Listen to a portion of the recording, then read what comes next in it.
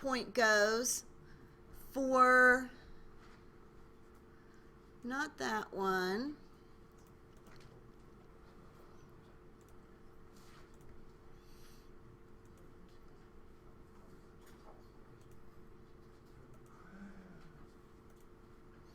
For chapter 6, we haven't had enough of CVP yet. We got to have more of it. How about it? So let's go through a couple more items as it relates to CVP. So some of the items we've talked about in CVP, we've come up with our variable expenses. We've come up with some computations to determine the break-even point, the contribution margin. And we've learned in the previous chapter how to come up with the break-even point in units and in sales, right? Just like what we did there. And then we've talked about how the margin of safety is going to be the difference between that break-even point and what we anticipate our net income to be. You know how we talked about all that? And so we're going to bring up in a little more detail operating leverage, what that means. So CVP, the study of the effects of changes in costs and volume on a company's profit. And really what we're going to look at is how this can benefit when we're producing more than one type of product. We'll see which product may be beneficial to produce over another one. I think we had a question like that we went over last Thursday when we looked at two different types of products. And we had to determine which product may be better to produce. Do you guys know what I'm talking about? Were you here? And how we looked at which one had a larger contribution margin, because that difference in contribution margin would be applied against our fixed costs. So the whole key with this particular chapter and understanding CVP relates to separating costs between fixed and variable. That's what we're doing here. Our income statement, a CVP income statement, really separates those two costs into fixed costs and variable costs. And then after that, the contribution margin is what's available to apply towards those fixed costs, right? With CVP, again, the whole purpose is what is it we need to produce to cover our fixed costs or to even make more money to have net income. So here we're looking at what we've already talked about in the previous chapter. We've got our sales. We've got then our variable costs. The sales minus the variable cost is going to be our contribution margin. That amount that can be contributed to fixed costs. Do you see how we have the total in costs and then we have it broken down per unit? So here, the amount per unit that is contributed to fixed costs is $200 per unit, isn't it? Or basically, 40% of the costs go to contribution costs, the contribution margin. So here, we added to that previous income statement by showing our variable costs broken down. Now you remember, in a normal manufacturing income statement, don't we show our administrative expenses and selling expenses below the profit margin, the gross profit? Don't we normally show them as a part of operating expenses? Do you see with CVP, we're taking our costs and we're truly just worrying about variable costs. So we take the variable cost of goods, of selling and admin, and we're totaling them to then come up with the difference of a contribution margin. We're not worrying about separating cost of goods sold from other operating expenses. All we care about here is lumping our variable cost and lumping our fixed cost. Do you guys see how that's different from what we were familiar with doing? You guys get that? So basically, the CVP income statement truly just cares about separating variable and fixed. Blue Diamond sold 20,000 units and recorded sales of 800,000 for the first quarter of 2014. In making the sales, the company incurred the following costs. So we've got variable costs, we've got fixed cost. We're supposed to create a CVP income statement for the quarter, March 31st, 2014. Then we're going to compute the contribution margin per unit and compute the contribution margin ratio. So we're going to do it the same way we saw earlier. We're going to take our sales and then subtract from that all the variable costs related to production, sales, and admin. So here we've got our 800,000 in sales, our variable expenses for cost of goods sold, variable expenses for selling, variable expenses for administrative, to come up with our contribution margin of 368. Then we've got all of our fixed costs here of 208 to determine what our net income here is of 160. Any questions on that? Does it make sense how we're doing that? Yes. You guys get that? Okay, so now, how are we going to determine the contribution margin per unit? We can see that the contribution margin here is 368,000. Can't we? And how many units do we have? 20,000 units. So we could just show $40 per unit as our sales price.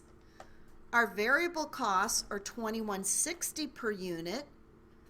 Our contribution margin is $18.40 per unit. See how we calculated that? Then we can also determine our ratio by taking our contribution margin, dividing it by our total sales to come up with 46%. We can still do it per unit, our $18.40 divided by the sale price of $40. It's going to be the same ratio if we do total sales or just per unit. Make sense?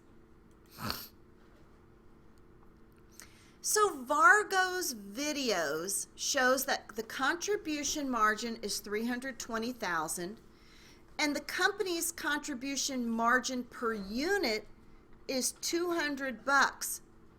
Contribution margin can also be expressed in the form of the contribution margin ratio, which is $200 divided by $500 is the selling price per unit, or 40%. So we can look at this. We can show 200,000 fixed costs divided by our contribution margin per unit to determine how many units we need to sell to just break even. Or we can take our fixed costs divided by that ratio of 40% to determine how many dollars we need to sell. Now, 1,000 units at $50 per unit gives us our 500,000 anyway, doesn't it? Right? Once a company achieves break-even sales, a sales goal can be set that will result in a target net income. Assuming Vargo's target net income is $250,000, required sales in units and dollars to achieve this are, so if our net income we want to get is $250,000, we've got to take our fixed costs plus our target net income, divide that by our contribution margin of either $200 per unit or 40%, and come up with how many units we need to sell, we can do the same thing with dollar amount. Do you guys get what I'm doing here? And if you take the 2,250 units at $50 a unit, isn't that going to give you your sales price?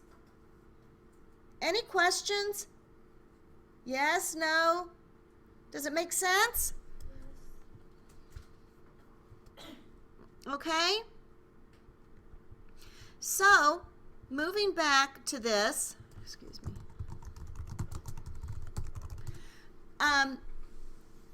The margin of safety, that's going to be the difference between our break-even point and what we want to target as our net sales. So if Vargo sales are 800,000, what's going to be our margin of safety? Break-even sales is 500,000.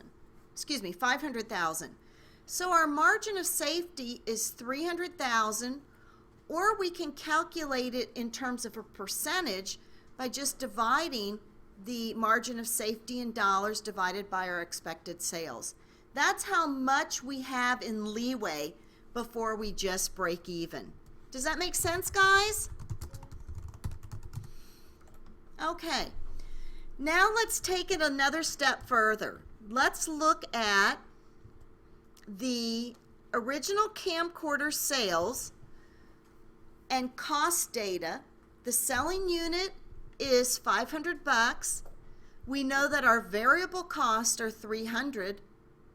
Our total fixed costs are $200,000, which means to break even we need to sell 1,000 units or $500,000, and the way we can come up with that $500,000 is 1,000 units times how much do we sell them for each piece? What's the amount we sell for each piece? $100 a piece. Okay? So, a competitor is offering a 10% discount on the selling price of its camcorders. Oh no, now we got to maybe do some creative financing here to determine if we meet this competitor, how are we going to make it, right? So, what effect will a 10% discount on the selling price of $500, because that's what we want to sell them for, but now we've got to reduce it by 10% or $50. How's this going to affect our break-even point? Aren't we going to have to sell more? Do you guys think we're going to have to sell more units? Yeah, we are, because we're not going to get quite the contribution margin per unit that we had hoped to get, are we? So now our fixed costs are $200,000. Our contribution margin now is less, isn't it? So now, instead of just having break-even sales of 1,000 units, we now need 1,333 units in order to break even. Do you see how this can play out and work for your advantage? Because now we can calculate if we raise or lower the sales price, how this ultimately affects our break-even point. Do you guys get that? Okay, so as we move on here, management invests in new robotic equipment that will lower the amount of direct labor required to make camcorders. Oh, that's going to reduce our variable costs, won't it? But what's it going to do? Increase our fixed cost, won't it? So estimates are that total fixed cost will increase 30%, and that variable cost per unit will decrease 30%. What effect will this new equipment have on the sales volume required to break even? So our fixed costs were at $200,000. Now they're going to go up 30%. They're going to go up $260,000. But look at our contribution margin. Since our variable costs are going to go down 30%, then that means the amount that we are going to have now to put into that contribution to fixed costs, not variable costs, because remember our variable costs are going to go down. Make sense? So if our variable costs are going down, that means we only need to sell 897 units in order to break even. So what this is trying to show you, those companies that can have lower variable costs and a little bit higher fixed costs, when the economy's good, they're going to make a lot of money, right? But it's a little riskier, isn't it? Because if the economy isn't doing well, if they don't make their break even, they're going to go out of business soon, right? Here's another scenario. Vargo's principal supplier of raw materials has just announced a price increase. The higher cost is expected to increase the variable cost of camcorders by $25 a unit. Management decides to hold the line on the selling price of the camcorders. It plans a cost-cutting program that will save $17,500 in fixed costs per month. Vargo's currently realizing monthly net income of $80,000 on sales of 1,400 camcorders. What increase in units sold are going to be needed to maintain the same level of net income? So do you see how our variable costs are going to go up $25 per unit? So what are we going to need to do? The variable cost, instead of being 300, are now 325. The fixed costs are going down 17,500 units. So basically our new contribution margin is going to be the sales price minus the variable cost, or $175. But we've got to determine if we want to keep that same net income, we're going to have to sell 1,500 units. Do you see how we can take what-if scenarios, apply them to specific situations to determine what we need to sell to break even? This is how it's really used when we've got competitors who are increasing or decreasing prices, and how that's going to ultimately affect us. Croc Catchers calculates its contribution margin to be less than zero. Which statement is true? Okay, do you see that Croc Catchers says its contribution margin is less than zero? Which statement is true? Its fixed costs are less than the variable cost per unit. Its profits are greater than its total cost. The company should sell more units. Or is its selling price less than its variable cost? What? D. They're going to go out of business, aren't they? If the contribution margin is less than zero, that means they're in the hole before they even determine their fixed cost, right? They're not going to be around. They need a managerial accountant in there, don't they? And here, what I think I'm going to do, let's pause here and do a problem. Okay? You guys a little bored? A little problem, does that help? Okay, let's look at, how about let's do exercise 6.1. Is that one of our problems? I think it is. I will get it on Thursday. I actually started it and I didn't get it printed last night. But I'll have it on Thursday, okay? Okay. So, let's look at this. Can anyone tell me the book, what page exercise 6.1 is on?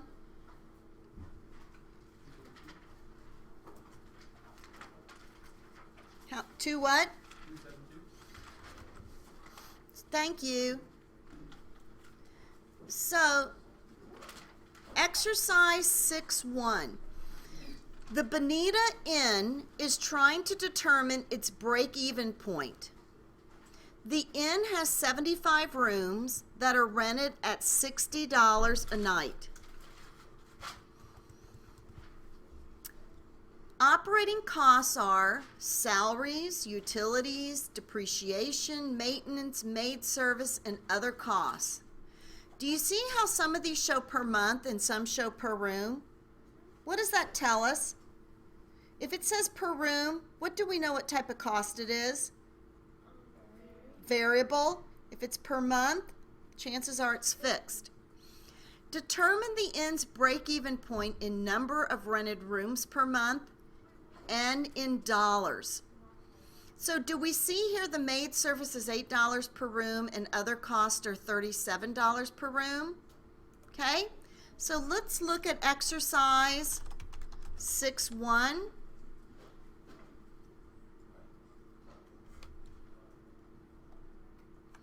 Okay, so what we'll do here is the contribution margin per room. Contribution margin per room, how much do they sell the rooms for? 60. And what are our variable costs? The maid service and other expenses are how much? How much is the maid service per room? 8. And what are the other costs per room? 37.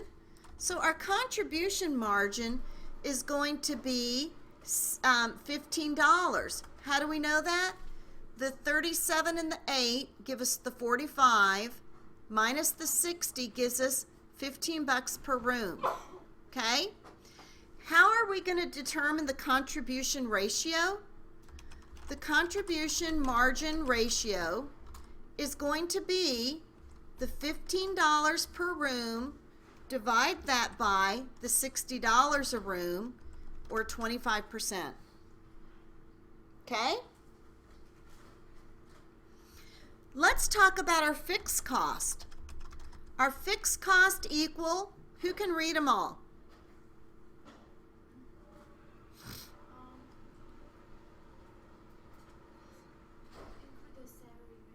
Yep. 8,800 plus 2,400 plus 1,500 plus 800, and what is that total? 13,500? Are those all of our fixed costs? 13,500? So isn't it fair to say that we can calculate how many units we need to rent out by taking our break-even point, here, break-even point in rooms is going to be 13,500. Divide that by $15 a room is going to be how many rooms?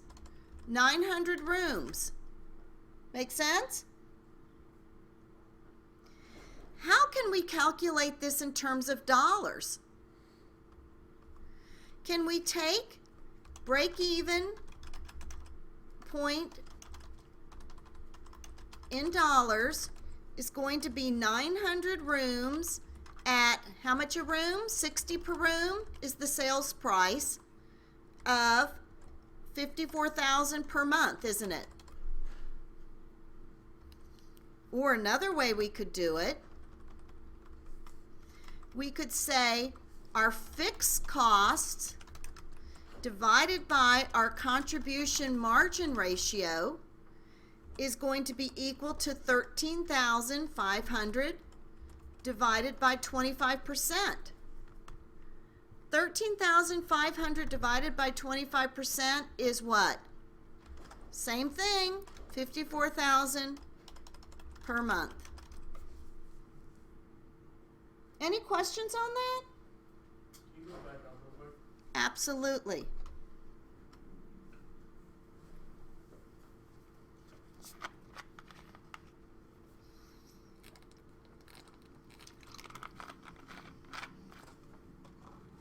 Let me know when you're done. Any questions? Yes, I Jack. have a question. Okay, so the video that you did last week, it's not on Moodle, for next week. What is touching on, chapter 5. Can you put that on Moodle? It is all on Moodle. Uh, You guys didn't see it?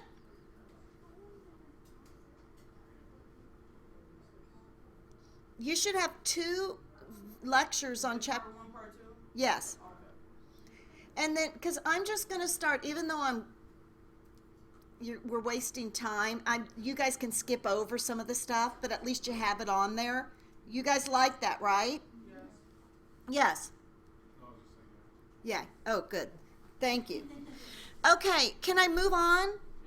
Yep. Okay. So let's look at part B. Part B now says to us,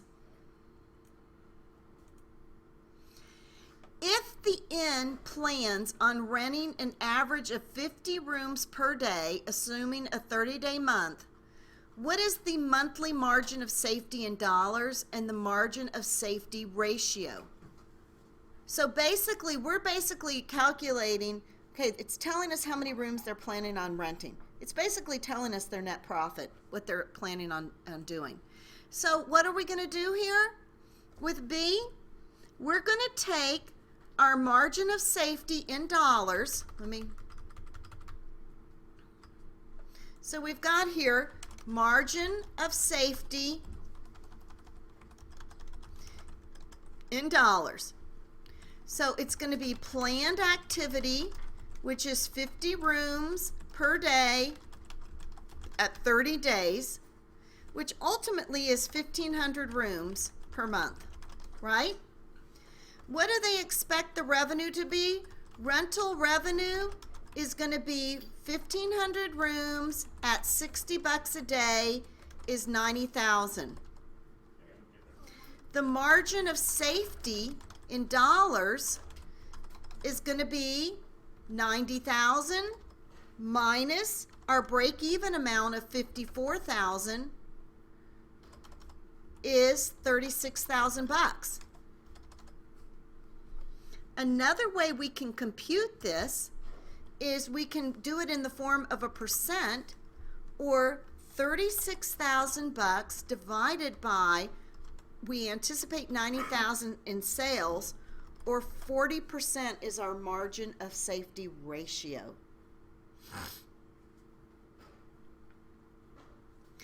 What we'll do on Thursday, we'll go back, do a little more of the PowerPoint, do a little more of the problems. I'll have a packet for you, and we'll see where we get. Depending on where we get, we might continue, we might have the test next week. We'll just play it by ear.